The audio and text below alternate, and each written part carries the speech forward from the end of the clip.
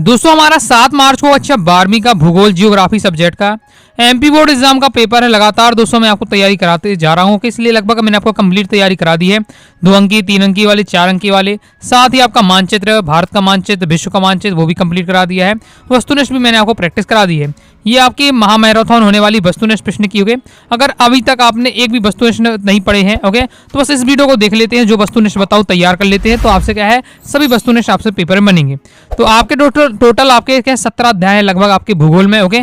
तो हम सभी अध्याय के सिलेक्टेड वस्तुनिष्ठ इस एक ही वीडियो में कवर करेंगे ओके। बहुत वस्तुनिष्ठ तो आपके बहुत है, लेकिन जो सिलेक्टेड होंगे इसमें फोकस करूंगा, बाकी आप पढ़ते जाइएगा ओके और तैयार करते जाना है। क्रम से हम chapter by chapter important objective question answer देखेंगे। चलिए स्टार्ट कर लेते हैं ओके। सबसे पहले आ जाता अध्याय 1 मानव भूगोल प्रकृति एवं विषयक क्षेत्र। देख लेते सबसे पहले बहुविकल्पी प्रश्न पहला है, निम्नलिखित में से कौन सा एक भौगोलिक सूचना का स्रोत नहीं है? राइट आंसर होगा चंद्रमा में चट्टानी पदार्थों के नमूने ओके। जो पार्ट 1 वाला वस्तुनिष्ठ था उसमें मैंने आपको थोड़ा गलत बता दिया, प्राचीन महाकाव्य बता दी, तो ये आपका नहीं है। राइट आंसर होगा चंद्रमा में चट्टानी पदार्थों के नमूने। क्लियर है। नेक्स्ट देख लेते हैं। मैंने आपको प्रीवियस ईयर पेपर के तो क्लियर होने ही चाहिए, तो बाकी मैंने जो आपको बताऊंगा उसमें सब कवर होंगे ओके। निम्नलिखित में से कौन सा एक लोगों और पर्यावरण के बीच अन्योन्य क्रिया का सर्वाधिक महत्वपूर्ण कारक है? तो प्रौद्योगिकी हो जाएगा। रुको और जाओ निश्चय बाद संकल्पना का प्रतिपादन किसने किया था? तो राइट आंसर हो जाएगा ग्रिफिथ टेलर ने किया था ओके। ये एमपी बोर्ड एग्जाम में कब कब आया है वो भी आपको यहाँ देखने को मिल जाएगा, ताकि आपको क्लियर हो जाएगा कि आप कौन कौन से क्वेश्चन किस बार से पढ़ रहे हैं ओके। नेक्स्ट मानव भूगोल के जन्मदाता कहे जाते हैं, तो रेटजेल। जो सिलेक्टेड होगा केवल मैं उन्हीं पर फोकस करूंगा, बाकी आप यहाँ वीडियो को पोस्ट करके पढ़ सकते हो। रेगिस्तान में हम बात करते हैं तो 1970 के दशक में मानवतावादी, अमूलवादी और डेडेस विचारधारा का उदय हुआ है, तो इसका राइट आंसर व्यवहारवादी विचारधारा का उदय हुआ। नेक्स्ट हमारा क्वेश्चन है, मनुष्य भोजन, वस्त्र एवं गृह निवास की आवश्यकताओं की पूर्ति के लिए डेडेस निर्भर करता है? तो पृथ्वी पर निर्भर करता है। जैसे मानव भूगोल अस्थिर पृथ्वी और क्रियाशील मानव के मध्य क्या है परिवर्तनशील संबंधों का अध्ययन होता है।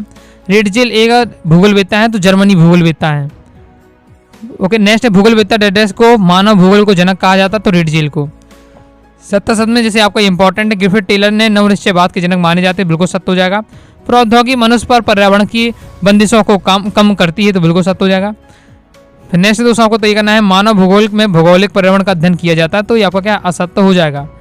अब सही जोड़ी इस बार से दी हुई है, प्रैक्टिस कर ले, मैं आपको सही जोड़ी दिखा रहा हूँ, आप स्वयं प्रैक्टिस कर लीजिएगा। वीडियो को पोस्ट करिए या फिर स्क्रीनशॉट लेकर एक बार आपको क्या फास्ट प्रैक्टिस कर लेनी है ओके। नेक्स्ट एक शब्द एक बाकी में उत्तर देख लेते हैं। फ्रांसीसी स्कूल के जनक हैं कौन है? तो आपको हो जाएगा विडाल डी ब्लॉस।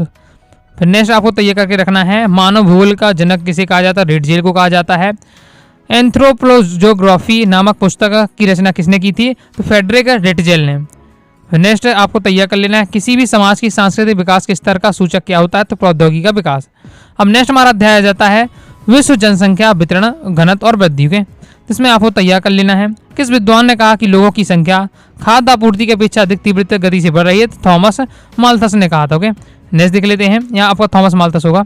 नेक्स्ट निम्नलिखित में से किस महाद्वीप में जनसंख्या सर्वाधिक है? तो इसका राइट आंसर हो जाएगा आपका अफ्रीका महाद्वीप। एमपी बोर्ड एग्जाम 2023 में ये क्वेश्चन आपका आ चुका है। आगे देख लेते हैं, जनसंख्या वृद्धि सर्वाधिक हो रही तो अफ्रीका में ओके। विश्व में सबसे अधिक जनसंख्या वाला देश कौन सा है? चीन है। अभी तो भारत बन जाएगा ओके, लेकिन अभी तो आपको है चीन ही रहेगा। नेक्स्ट हम देख लेते हैं, नेक्स्ट आपको तैयार करके रखना है, निम्नलिखित में से कौन सा प्रतिकर्ष कारक नहीं है? तो आपका जो शिक्षा और शैक्षणिक आपकी जो सुविधाएं प्रतिकर्ष कारक नहीं है ओके।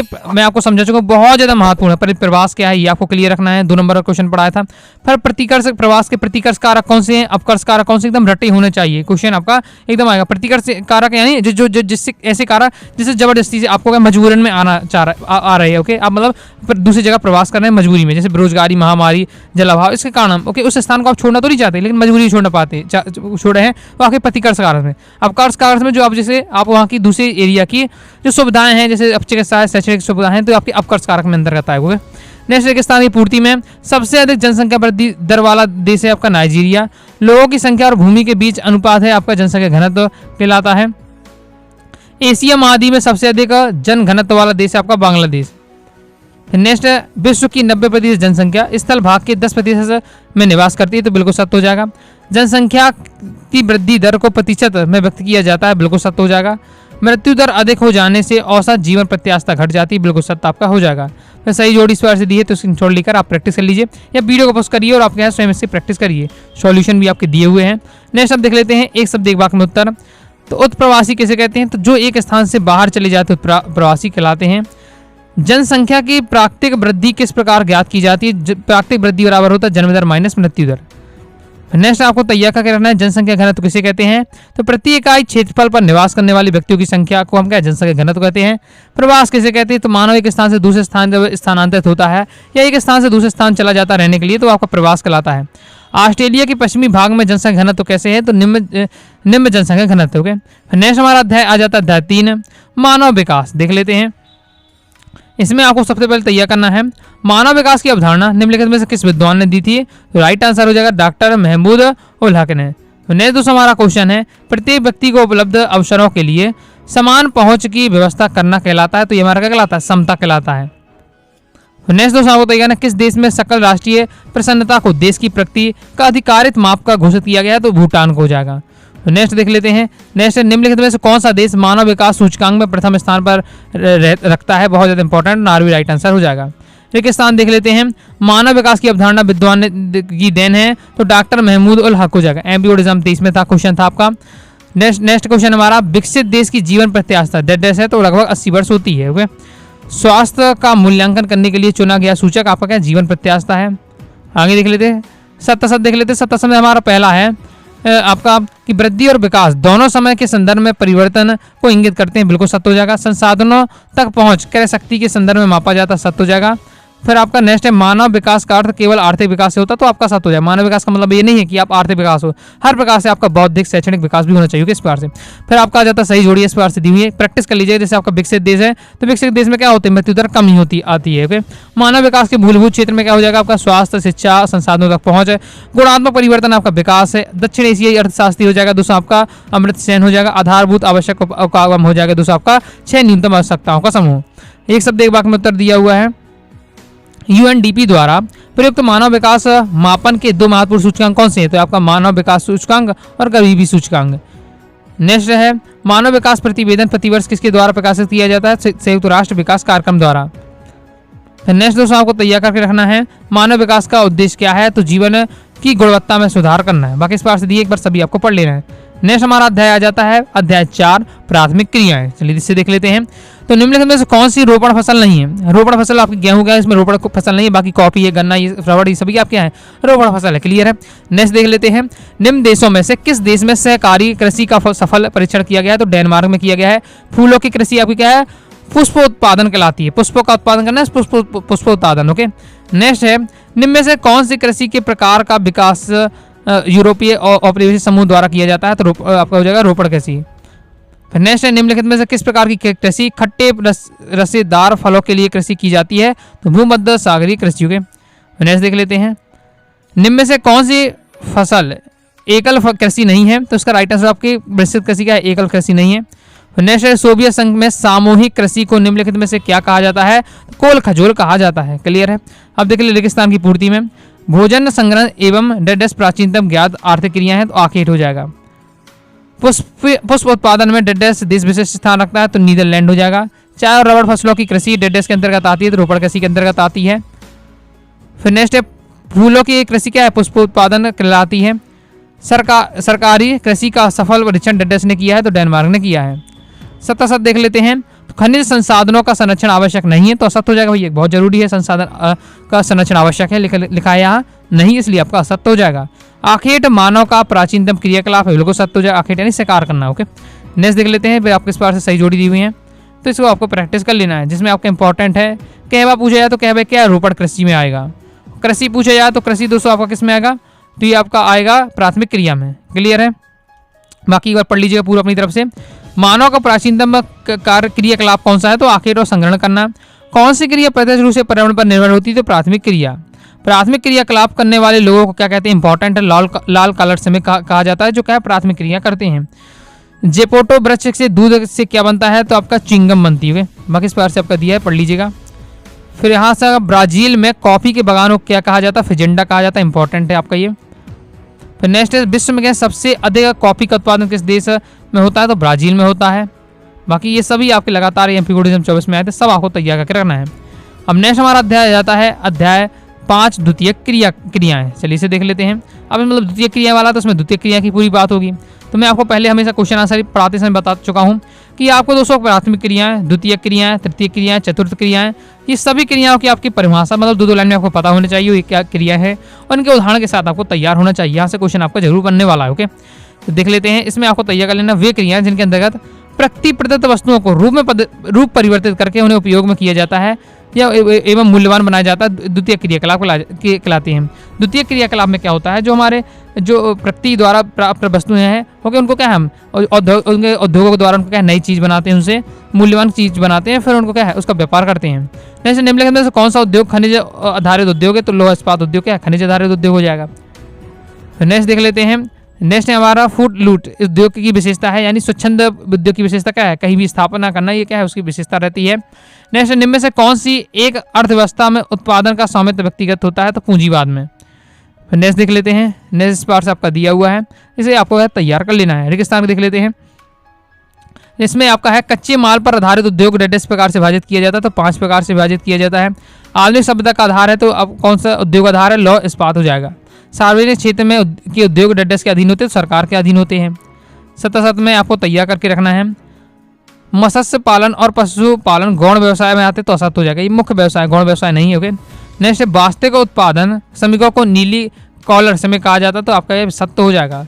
फिर इस बार से आपकी सही जोड़ी दी है, तो आपको एक प्रैक्टिस कर लीजिएगा, वीडियो को पोस्ट करके एक बार आप स्वयं पढ़िए। ओके, फिर एक शब्द एक वाक्य में उत्तर देख लेते हैं। तो किस कार्य को पूर्ण करने के लिए मशीनों का प्रयोग करना क्या कहलाता है, तो यांत्रिकरण कहलाता है। बाकी इस प्रकार से दिए, आपको एक बार पढ़ लेना जरूर।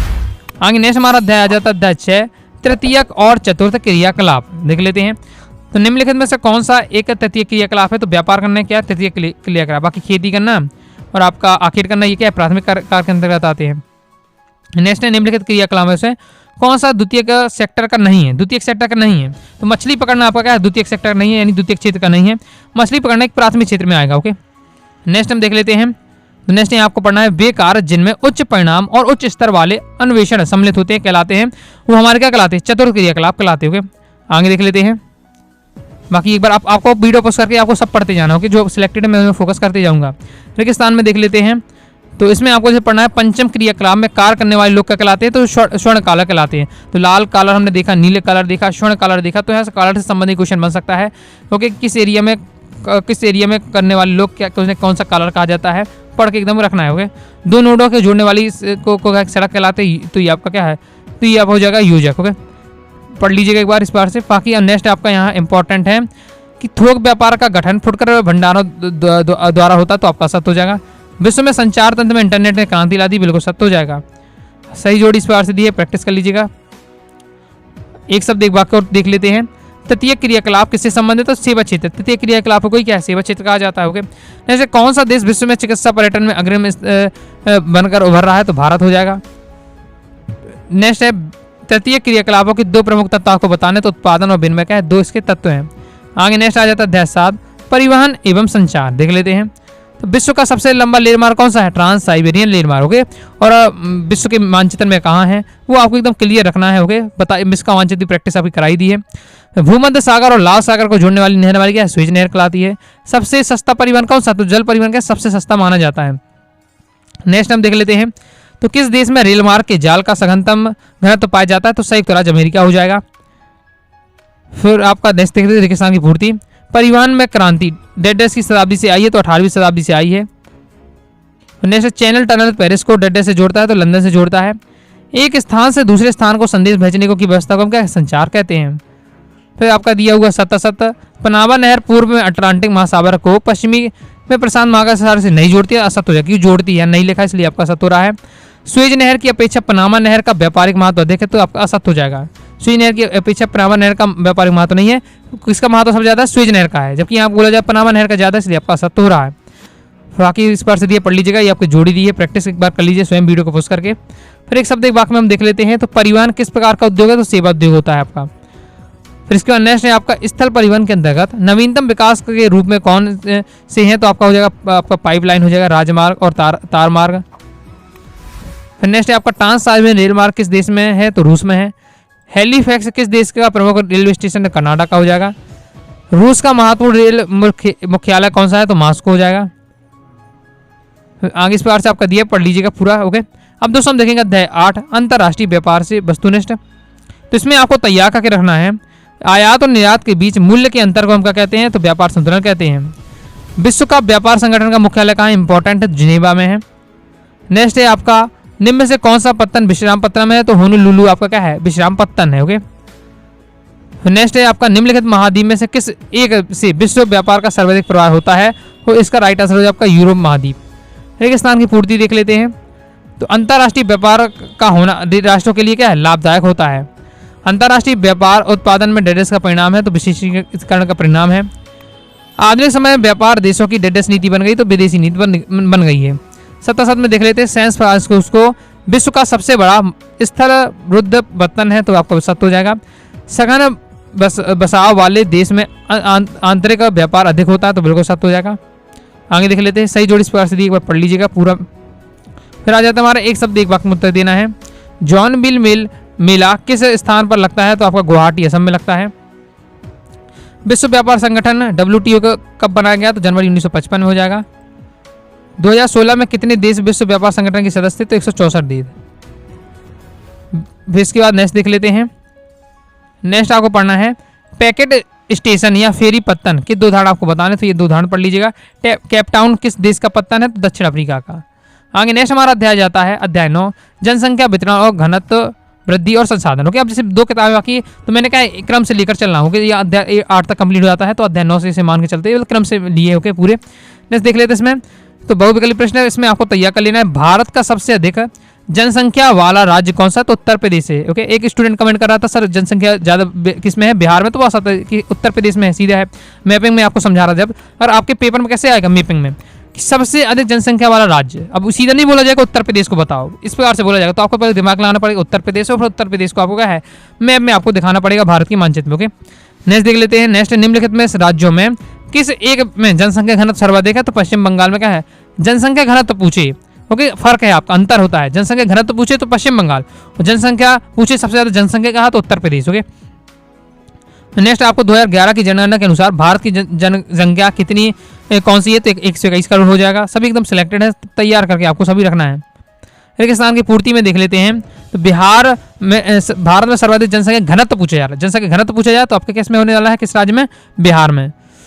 फिर नेक्स्ट देख लेते हैं 2011 के अनुसार भारत की जनसंख्या कितनी 121 करोड़ है।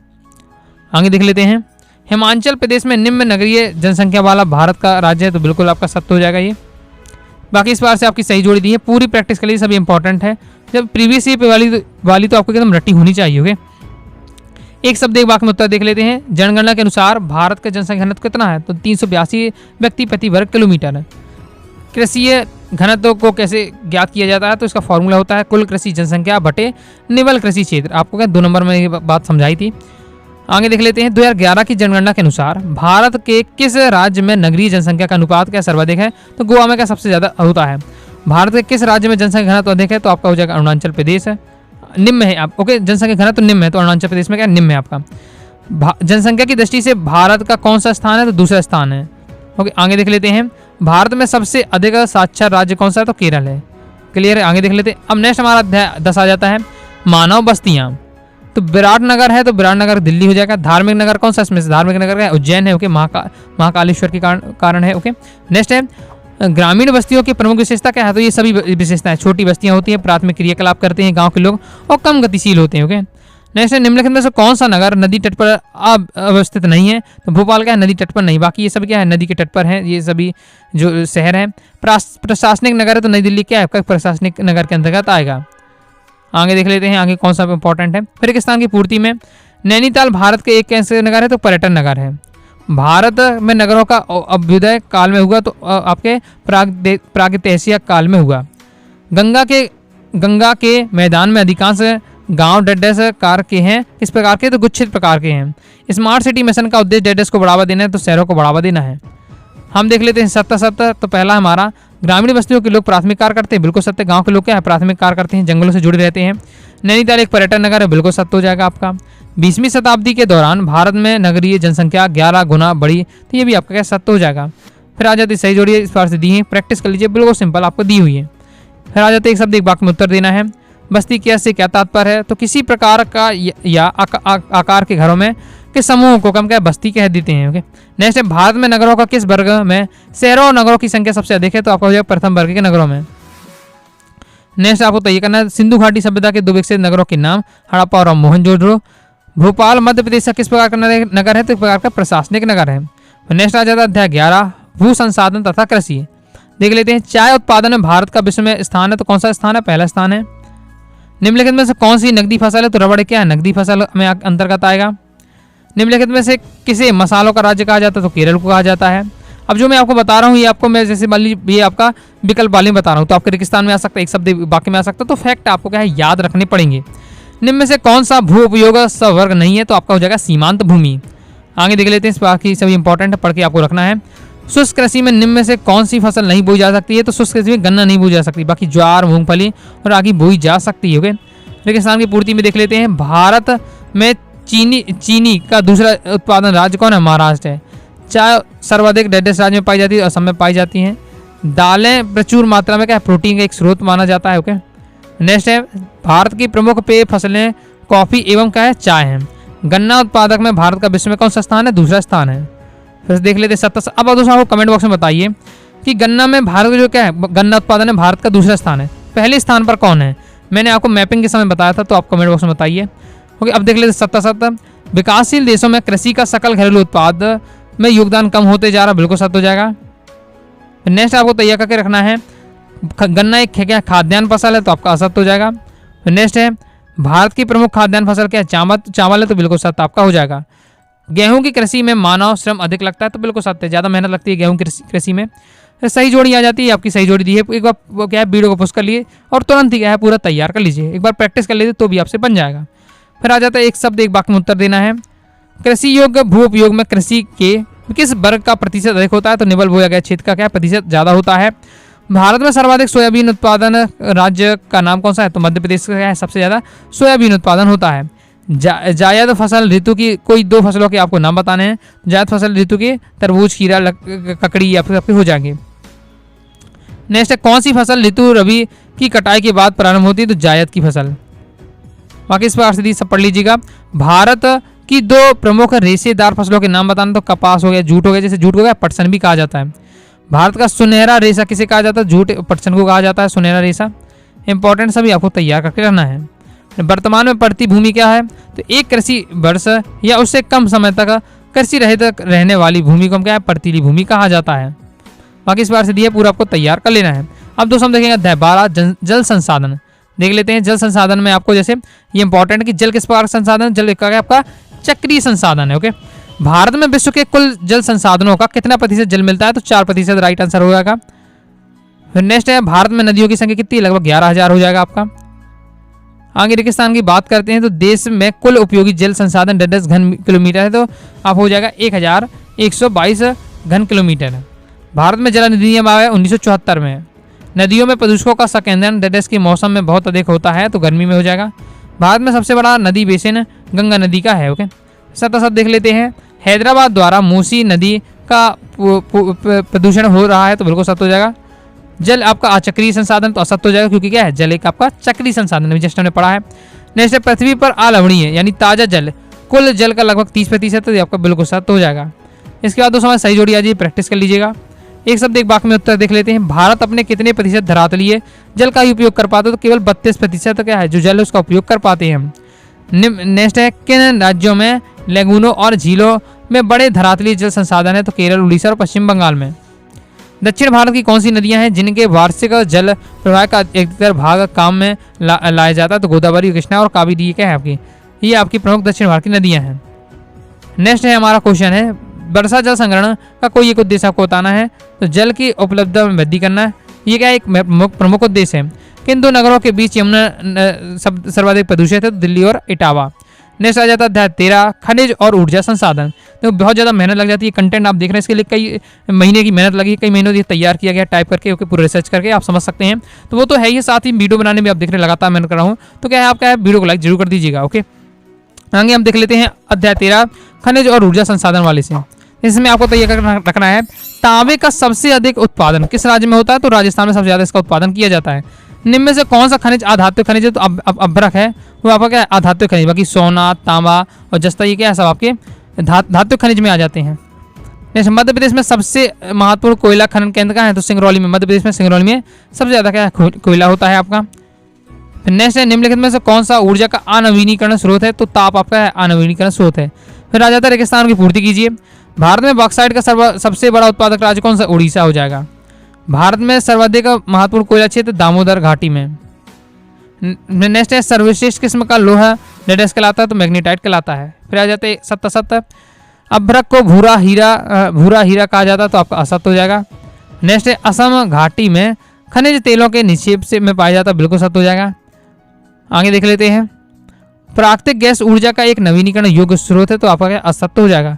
फिर आ जाती सही जोड़ी इस बार से दी हुई है, तो आप क्या स्क्रीनशॉट लीजिए, कि वीडियो को पॉज करके आप एक बार प्रैक्टिस कर लीजिए। फिर आ जाता हमारा एक शब्द एक वाक्य में उत्तर देना है। तो इसमें इंपॉर्टेंट है, भारत में पाए जाने वाले लौह अयस्क के नाम लिखना है। तो हेमेटाइट और मैग्नेटाइट पाया जाता है, ये लौह अयस्क है। मुंबई हवाई किस ऊर्जा खनिज के लिए प्रसिद्ध है? तो आपका हो जाएगा पेट्रोलियम के लिए। रानीगंज कोयला खान किस राज्य से में है? तो आपका हो जाएगा पश्चिम बंगाल में। आगे देख लेते, ऊर्जा के परंपरागत स्रोत के नाम आपको तैयार कर लेना है, जैसे कोयला, पेट्रोलियम, प्राकृतिक गैस, परमाणु ऊर्जा, ये आपके परंपरागत स्रोत है। इसके साथ ही आपको अपरंपरागत स्रोत के बारे में क्या है? याद करके रखना है। आगे देख लेते हैं। आगे नेक्स्ट जैसे आपको इसमें तैयार करके रखना है, एशिया का सबसे बड़ा पवन ऊर्जा संयंत्र कौन सा है? तो हो जाएगा गुजरात के कच्छ में लांबा में। नेक्स्ट हमारा अध्याय जाता है अध्याय 14, मानव के संदर्भ में नियोजन और सतत पोषणीय विकास। इसमें देख लेते हैं, इंदिरा गांधी नहर कमान क्षेत्र में सतत पोषणीय विकास के लिए इसमें से कौन सा सबसे महत्वपूर्ण कारक है? तो आपका हो जाएगा परितंत्र विकास। किस वर्ष योजना आयोग की स्थापना नीति आयोग ने किया? तो हो जाएगा 2015 में। नेक्स्ट हमारा क्वेश्चन, निम्न में से किस बांध में इंदिरा गांधी नहर निकाली गई है? तो हरिकेन बांध में इंपॉर्टेंट है। भरमौर जनजातीय क्षेत्र में कौन सी मुख्य नदी का प्रवाहित होती है? तो रावी नदी प्रवाहित होती है। रेगिस्तान की हम पूर्ति की बात करते हैं, तो आपका द पॉपुलेशन बम नामक एक पुस्तक लेखक है, तो इसका राइट आंसर आपका एहन लिंच। ओके, गद्दी जनजाति शरद ऋतु में डेडेस स्थान पर ऋतु प्रवास करती है, तो कांगड़ा इसका राइट आंसर हो जाएगा। नेक्स्ट है, विश्व पर्यावरण और विकास आयोग का गठन डेडेस ने किया? तो संयुक्त राष्ट्र संघ ने किया था। फिर 77 देख लेते हैं। इसमें हमारा पहला है, सूखा संभावित क्षेत्र विकास कार्यक्रम की शुरुआत 6वीं शताब्दी में शुरू हुई? तो बिल्कुल आपका क्या है? ये आपका 200 हो जाएगा। क्या हो जाएगा? असत्य हो जाएगा। ओके, आगे देख लेते हैं, इंदिरा गांधी नहर की संकल्पना कंवर सेन ने में प्रस्तुत की? तो आपका सत्य हो जाएगा। बाकी सही जोड़ी दी है, एक बार प्रैक्टिस कर लीजिएगा। फिर आ जाता है एक शब्द एक वाक्य में उत्तर। इसमें हिमाचल प्रदेश के भरमौर क्षेत्र में कौन सी जनजाति की निवास करती है? गद्दी जनजाति। बहुत ज़्यादा इंपॉर्टेंट है। मिडलैंड आयोग का गठन क्यों किया गया था? तो इसका राइट आंसर पर्यावरणीय मुद्दों के लिए तैयार किया गया था। जैसे विश्व पर्यावरण और विकास आयोग का अध्यक्ष कौन था? तो नॉर्वे के प्रधानमंत्री गारो हल्टेम ब्लिंडेड। नेक्स्ट हमारा क्वेश्चन है, सतत पोषणीय विकास का उद्देश्य क्या है? प्राकृतिक संसाधनों का संरक्षण। नेक्स्ट हमारा चैप्टर आ जाता है अध्याय 15, परिवहन तथा संचार। ओके, मैं देखिए आप अगर सेकंड बुक मान रहे हैं तो आपका दूसरे चैप्टर का लाएगा, बाकी मैं क्रम से लेते जा रहा हूँ आपका, तो क्लियर हो जाएगा आपको। ओके, तो देख लेते हैं इसमें परिवहन एवं तथा संचार वाले चैप्टर से। तो सबसे अधिक सड़क घनत्व डेडेस वाले राज्य में कौन सा है? तो हो जाएगा केरल। नेक्स्ट देख लेते हैं, नागपुर योजना कब बनाई गई थी? 1943 में बनाई गई थी। भारत का प्रथम संचार उपग्रह कौन सा है? तो हो जाएगा आर्यभट्ट। नेक्स्ट देख लेते हैं, भारतीय रेल प्रणाली में कितने मंडलों में विभाजित किया गया है? तो 16 हो जाएगा। नेशनल रिमोट सेंसिंग सेंटर कहाँ स्थित किया गया? तो हैदराबाद में हो जाएगा। बाकी इस प्रकार से दिए तैयार करके रहना है। अब दोस्तों हम देखेंगे रेगिस्तान की पूर्ति कीजिए। भारत का सड़क जाल विश्व का डेडेस सबसे बड़ा सड़क जाल है, तो हो जाएगा दूसरा सड़क जाल है। आगे नेक्स्ट हमारा क्वेश्चन है, रेल पटरी की चौड़ाई के आधार पर भारतीय रेल के डेडेस वर्ग होते हैं? तो 3 वर्ग होते हैं। भारत में पहली पाइपलाइन सन डेडेस में बिछाई गई थी? तो 1959 में बिछाई गई थी। नेक्स्ट हमारा क्वेश्चन है, नेक्स्ट भारत की सबसे ऊंची सड़क मनाली डेडेस तक है? तो मनाली से लेह तक है। एक डेडेस उपग्रह प्रणाली हो जाएगा आपका बहुउद्देशीय। 77 में आपको देख लेना है, ईमेल एक जनसंचार माध्यम, बिल्कुल सत्य हो जाएगा। भारत में क्रॉस कंट्री पाइपलाइन की लंबाई 18,500 किलोमीटर, बिल्कुल सत्य हो जाएगा आपका। वायु परिवहन एक स्थान से दूसरे स्थान जाने का तीव्रतम परिवहन साधन, बिल्कुल सत्य हो जाएगा आपका। अब दोस्तों देखिए सही जोड़ी है, सही जोड़ी इस प्रकार से आपको दिए तैयार कर लेना है। आ जाता है एक शब्द एक वाक्य में उत्तर देना है। इसमें हमारा आपका रहेगा, ये इंपॉर्टेंट है, दक्षिण रेलवे का मुख्यालय कहाँ है? चेन्नई में है। फिर नेक्स्ट है हमारा, भारत में कितने प्रमुख समुद्री पत्तन है? तो 12 समुद्री पत्तन है। रेल प्रणाली में कितने मंडलों की बात की पूछे या कितने मंडल है? तो आपके 16 मंडल हैं। नेक्स्ट है आपका कंडाला बंदरगाह किस खाड़ी के मुहाने पर है? तो कच्छ की खाड़ी पर। विशाखापट्टनम बंदरगाह किस राज्य में है? तो हो जाएगा आंध्र प्रदेश। नेक्स्ट हमारा अध्याय आ जाता है 10-16 अंतर्राष्ट्रीय व्यापार। अगर इससे हम बात करते हैं तो इसमें आपको इंपॉर्टेंट भारत के विदेशी व्यापार में घाटे की वृद्धि के लिए निम्न में से कौन उत्तरदायी है, तो हो जाएगा पेट्रोलियम। नेक्स्ट है निम्नलिखित में से कौन सा पतन कृत्रिम है, तो हो जाएगा चेन्नई। नेक्स्ट है आपका दो देशों के मध्य होने वाला व्यापार अंतर्राष्ट्रीय व्यापार। निम्नलिखित में से कौन सा एक स्थलबद्ध पोताश्रय है, तो हो जाएगा आपका विशाखापट्टनम। अब देखिए किसान की पूर्ति कीजिए। दिल्ली के अंतर्राष्ट्रीय विमान अड्डे का नाम डेडस हवाई अड्डा है, तो इंदिरा गांधी हवाई अड्डा है। भारत का सबसे पुराना कृत्रिम पत्तन चेन्नई पत्तन हो जाएगा। भारत का व्यवसाय का राजधानी क्या मुंबई को कहा जाता है। भारत का ज्वारी बंदरगाह क्या है, कोलकाता है। अब आगे देख लेते हैं सत्य। इसमें हमारा दोस्तों पहले रहने वाला है भारत में निर्यात की तुलना में आयात का मूल्य अधिक है, ये बिल्कुल सत्य हो जाएगा। वर्तमान में भारत में 12 प्रमुख पत्तन है, तो ये भी आपका सत्य हो जाएगा। मुंबई भारत का सबसे बड़ा प्राकृतिक पत्तन है, तो आपका ये भी सत्य हो जाएगा। फिर नेक्स्ट है कोलकाता बंदरगाह कृष्णा नदी पर अवस्थित है, तो ये हो जाएगा अव्यवस्थित है, तो आपका क्या असत्य हो जाएगा। फिर आ जाता है दोस्तों हमारा सही जोड़ी, इस बार से आपकी दी है, सभी जोड़ी आपको क्या एक बार अच्छे से तैयार कर लीजिएगा। आ जाता है एक शब्द वाक्य में उत्तर। अंतर्राष्ट्रीय व्यापार का क्या अर्थ है, तो यह वस्तुओं का क्रय विक्रय, ओके, दो या दो से अधिक वस्तुओं का एक देश से दूसरे देश में क्या है क्रय विक्रय कर रहे हैं, तो आपका क्या है अंतर्राष्ट्रीय व्यापार कहलाएगा। भारत का सर्वाधिक आयात किस क्षेत्र में होता है, तो एशिया और आसियान क्षेत्र में होता है। नेक्स्ट है हमारा भारत का विशाखापट्टनम कंटेनर पत्तन कौन सा है, तो जवाहरलाल नेहरू पत्तन। अब दोस्तों नेक्स्ट हमारा लास्ट अध्याय है अध्याय 17 भौगोलिक परिप्रेक्ष्य में चयनित कुछ मुद्दे एवं समस्याएं। इसमें जैसे इंपॉर्टेंट है शहरी धुंध का क्या कारण होता है, तो वायु प्रदूषण का है ये प्रमुख कारण है। नेक्स्ट हमारा निम्नलिखित में से कौन सा रोग आपका जलजन्य है, तो आपको अतिसार हो जाएगा। प्रतिकर्ष और अपकर्ष कारक उत्तरदायी होते, तो किसके लिए उत्तरदायी होते हैं, प्रवास के लिए उत्तरदायी होते हैं। नेक्स्ट देख लेते हैं। नेक्स्ट हमारा आ जाता है क्वेश्चन रेगिस्तान की पूर्ति कीजिए। वायु प्रदूषण के कारण डेडस वर्षा हो रही, तो अम्ल वर्षा हो रही है। यमुना को सबसे अधिक सुरक्षित करने वाला नगर कौन सा है, दिल्ली है। झाबुआ जिले में डेडस जनजाति पाई जाती है, तो भील जनजाति पाई जाती है। सत्य देख लेते हैं। इसमें जैसे आपके इंपॉर्टेंट भारत में कई शहरों पर एवं महाजनों में ध्वनि प्रदूषण बहुत खतरनाक है, सत्य बात है। भारत में ग्रामीण नगरीय प्रभाव में पुरुषों की प्रभुत्व होता है, ये भी आपका सत्य हो जाएगा। इस प्रकार से आपको 3-4 पॉइंट पढ़ के रखना है। फिर आ जाती है सही जोड़ी इस प्रकार से दी है, प्रैक्टिस कर लीजिएगा। फिर आ जाते एक शब्द एक वाक्य में उत्तर। जल की गुणवत्ता के निमित्तम के कोई 2 कारक बताना है आपको, तो बढ़ती हुई जनसंख्या के तथा अविवेकपूर्ण औद्योगिक विस्तार हो जाएगा। नेक्स्ट है भारत की 2 सर्वाधिक प्रदूषित नदियाँ कौन सी हैं, यमुना और गंगा। ध्वनि प्रदूषण के लिए किस इकाई का माप किया जाता है, डेसिमल से इकाई का माप किया जाता है। ओके, इस प्रकार से आपका दिया हुआ है, सभी आपको तैयार करके रखना है। ध्वनि प्रदूषण किसे कहते हैं, तो अनचाहे स्वर की ध्वनि निकालने को क्या हम क्या है ध्वनि प्रदूषण कहते हैं। सर्वाधिक जल प्रदूषण उद्योग कौन सा है, तो हो जाएगा चमड़ा उद्योग, लुगदी उद्योग, कागज उद्योग और वस्त्र उद्योग, रसायन उद्योग, ये सभी आपको क्या है, ये सभी दोस्तों आपके सर्वाधिक जल प्रदूषक वाले उद्योग हैं। क्लियर हो जाता है। इस प्रकार से दोस्तों मैंने आपको कहा है टोटल सभी आपके 17 अध्याय थे, सभी अध्याय के मैंने आपको अति महत्वपूर्ण वस्तुएं प्रैक्टिस करा दी है, तो तैयार आप कर लेना है। ओके, अगर आपके कुछ छूट गए हो तो एक बार फिर दोबारा वीडियो को देख लीजिएगा, लेकिन आपको जितने बताएं सभी आपको क्या तैयार करके रखना है, क्योंकि इन्हीं में से आपके वस्तुनिष्ठ आपके रहने वाले हैं। तो वीडियो पसंद आए लाइक करके सब्सक्राइब जरूर कर दीजिएगा। प्रॉपर तैयारी करना चाहते हैं 12 जियोग्राफी टॉपर सीरीज 2025 के नाम से प्लेलिस्ट पे जाकर क्रम से वीडियो देखकर आप तैयारी कर सकते हैं। मिलते हैं नेक्स्ट वीडियो में, तब तक के लिए बाय बाय।